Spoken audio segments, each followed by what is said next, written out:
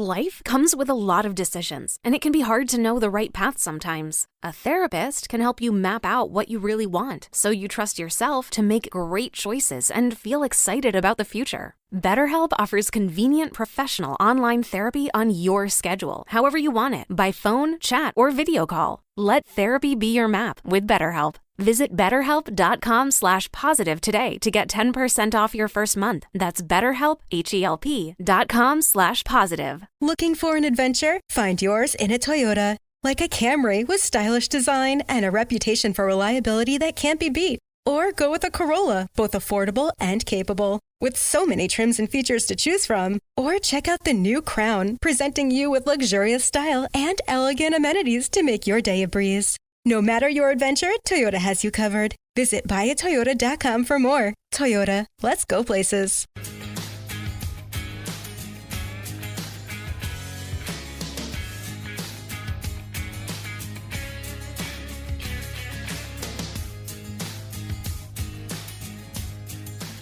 All right, welcome back, everybody. Sports Daily. It's Albrecht. It's Caster. Tommy, Major League Baseball.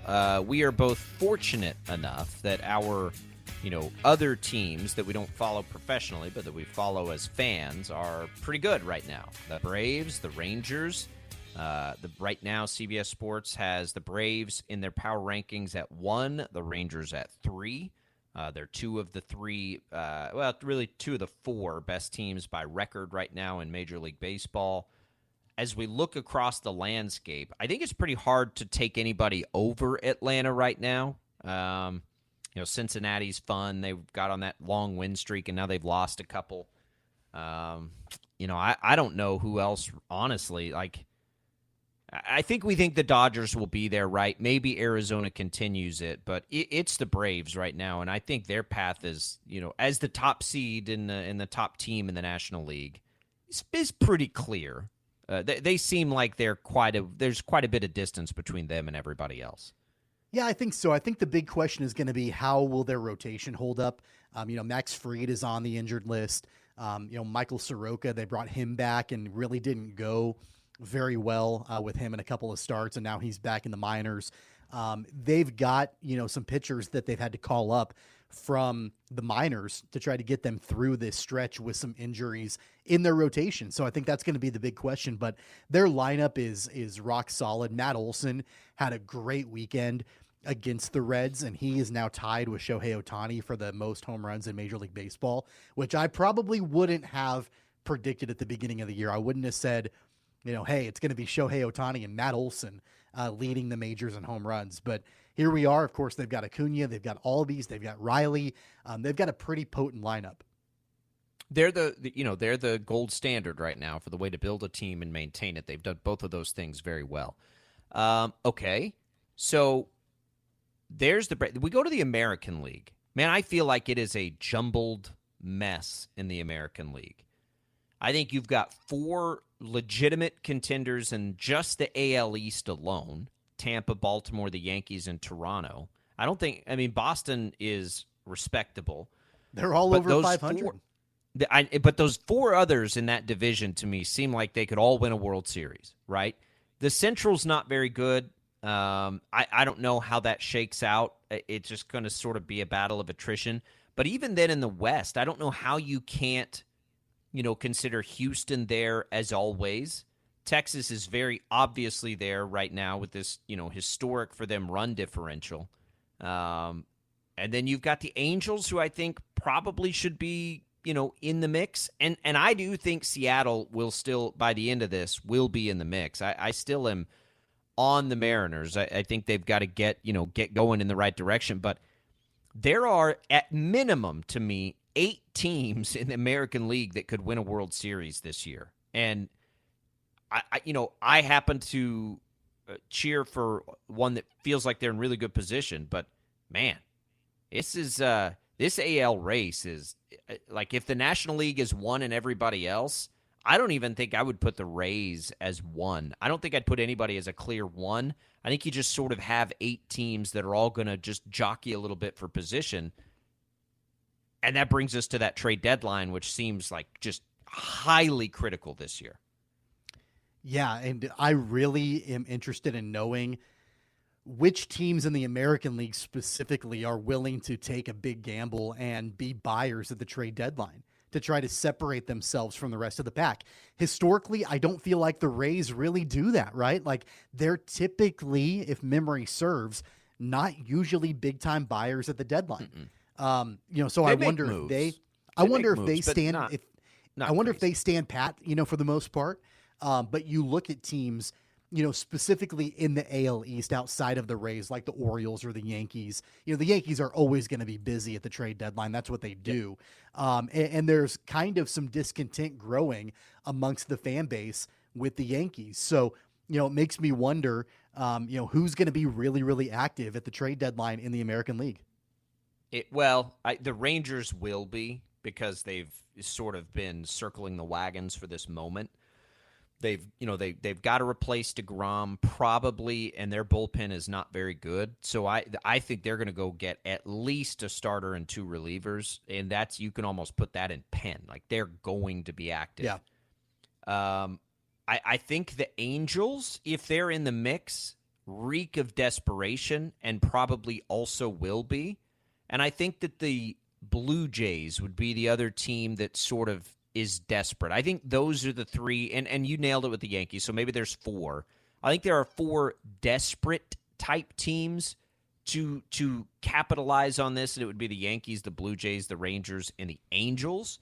I think everybody else would be fine to stand pat. I mean, everybody will probably do little things.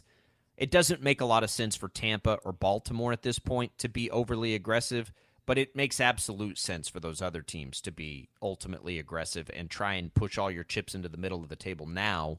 I think it's going to be – I think we're going to have – and the thing that's been weird about Major League Baseball this year is it's June 26th, Tommy, and I don't know, like, we haven't heard a lot of the chatter of, like, who are those massive names that are going to be dealt. And the fact that there are so many teams in contention in the American League makes that a little bit complicated, quite frankly. There aren't all those teams that might have those star players who would normally get traded are all sort of in the mix. Now you have more teams vying for it. And I bring all of this up because to me it feels like a seller's market this year. It feels like a seller's market because there are a lot of teams in the mix and a lot of teams that are willing to give up a lot to get a little bit to put them over the edge. Enter the Royals into this conversation. The Royals, in reality, have a hitter in Salvi that can help anybody, right? As a DH or a catcher or a first baseman. He can help anybody if that's the way the Royals choose to go and he's willing to accept that. They also have 2 of the more attractive, I think, bullpen pieces in the fact that, maybe your team doesn't need a closer. If it does, Barlow has been good at that. But maybe you just need some ammo in the bullpen. That's where Barlow and Chapman are absolutely ammo in anybody's bullpen. I think the Royals enter in a pretty good place here in a seller's market with some clear tradable assets where they can help some people. Yeah, I think so too. And we know that more than likely they are going to be sellers at the deadline. Yeah. You talk about the Royals and you talk about that division. Minnesota is in first place and they're a game over 500. So all you have to do if you're a team in that division, so if you're Minnesota or if you're, I guess, Cleveland, they're a couple of games under 500, all you got to do is win the division. And you're going to get in the playoffs and hopefully you can get hot. So I wouldn't be surprised to look at a team like Minnesota potentially as a team that would maybe want to jump in and try to grab a couple of pieces.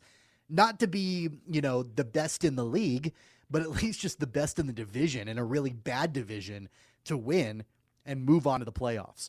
That would be another team that I would look at potentially wanting to be buyers. Maybe Edward Olivares becomes a tradable asset. I don't know what else there is for the Royals, but yeah, I don't know. In the Central, but the only thing about the Central to me right now is the Twins would probably be the team that would be willing to get the most active, I think. I don't know that anybody else, because we know Cleveland's not going to do it. Yeah. The White Sox probably aren't going to be close enough. Right. And Detroit's not quite ready yet. So if is it Minnesota or Cleveland? Minnesota will do it. But will Cleveland and will Minnesota feel desperate enough to do it if they think they can win the division without it? I don't know. Because all you got to do is win that division, right? You got to be better than the rest of the bad teams in the AL Central. I think that I don't know. I think the activity comes out of the West and the East. Who would be active potentially in the National League?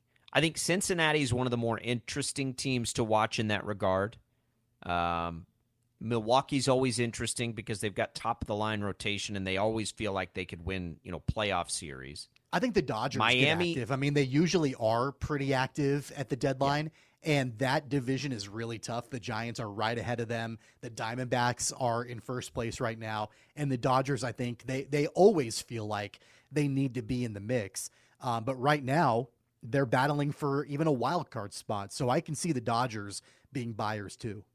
Oh, the Giants and the Dodgers and the Padres, I think all three will be buyers. Arizona may feel pressure to then become a buyer, even though that's not what they're, really working for right now. Are they for real, by the way? Do you think Arizona is a for real team? Well, define for real. Like, do I think their ascension is real? Yes. Do I think when the season ends, they'll be better than all three of San Francisco, the Dodgers, and the Padres? I do not.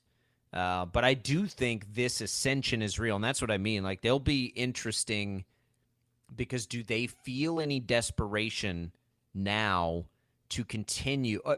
My gut says no, and my gut says they will continue to try and do what they're doing and just hope they're good enough to get there. Sort of like the Royals were in 2013 probably. Right? 2014, like we like this young core. We like all these players. We don't really want to shake this up. And that may anger the fans a little bit, but I'm not sure that the best thing for Arizona to do is to go, dump a lot of assets to try this year. Even though it's there for you, I don't think you want to salvage the long-term potential for success there. You're knocking on the doorstep. I mean, I disagree with you. I think they got to go all in right now because you're playing in a division with the Dodgers and the Giants and the Padres, who are always stacked and always willing to spend money. Strike while the iron is hot. There's no guarantee if you're the Diamondbacks that this kind of success will continue next year and the year after that and the year after that. So if I'm the Diamondbacks, you're 15 games over 500. You're playing great baseball. You've got a really, really talented young core and a guy that could more than likely win Rookie of the Year in Corbin Carroll. So I say you go for it right now, push all your chips in, see if you can win a championship this year. Okay, so here's why I don't know that. Like, you're going to take a rotation now. With Zach Allen has been fantastic, right? Merrill Kelly has also been good, and that's it. So out of your starting rotation, right? Otherwise, it's you're getting by, right? Like you're surviving this thing a little bit. So if that's what your role, I think you have to be realistic. And unless you're going to go get like an elite frontline starter to go with those two guys, I think your chances are tough.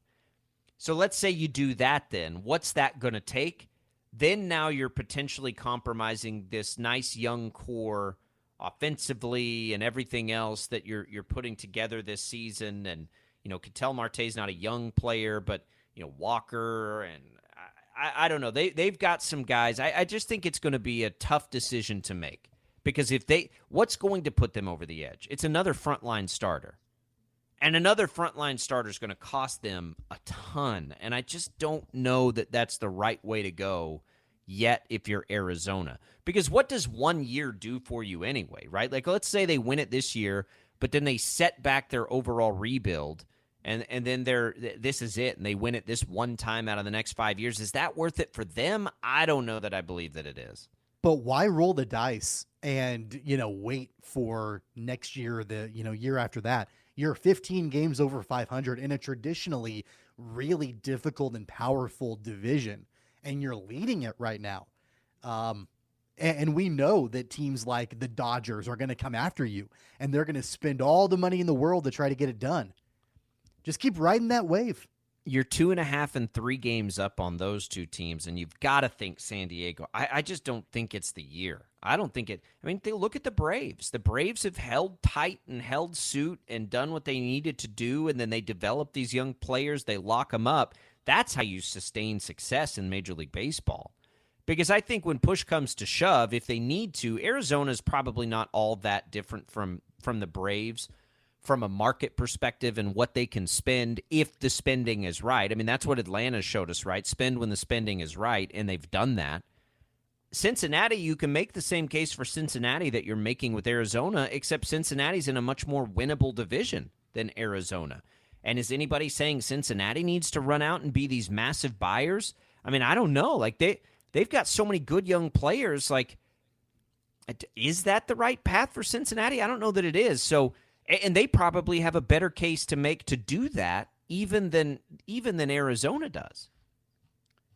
Yeah, I mean, I certainly don't have an issue at all with Cincinnati wanting to be buyers either. I mean, I think that you've got teams that traditionally are not, and teams like the Reds and the Diamondbacks that we haven't talked about. They've been irrelevant for a long time. I'm watching the Braves and the Reds this weekend. They're playing in Cincinnati, and my wife walks in the room, and, you know, she's not a diehard baseball fan, but she follows the Royals and like that sort of thing. And I'm a Braves fan, so she watches that too.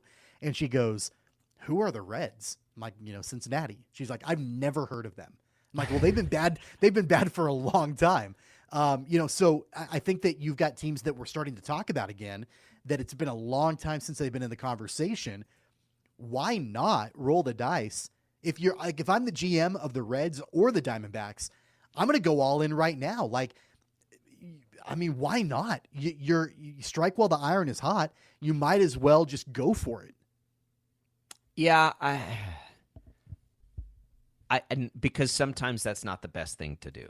There's no guarantee you'll ever be back there. If you're building a certain way, but okay, so I don't know that I think it matters as much if you'll ever be back there as much as it does. You have to increase your chances to get back there.